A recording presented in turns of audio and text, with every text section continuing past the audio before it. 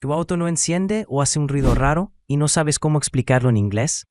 Hoy, en Aprende Inglés con Rocky, te enseño frases para describir ese problema al mecánico. My car won't start. Mi carro no enciende. Repite. My car won't start. It makes a clicking sound when I turn the key.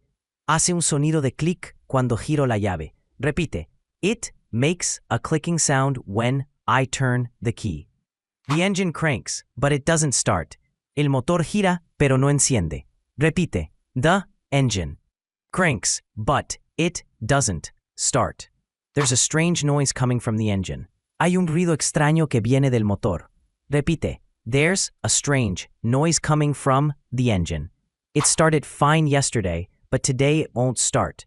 Ayer encendió bien, pero hoy no arranca. Repite. It started fine yesterday, but today it won't start. Sígueme para más frases útiles y no te pierdas ningún video de Aprende Inglés con Rocky. ¿Te ha pasado algo parecido? Entonces vuelve al inicio y practica cómo explicarlo en inglés.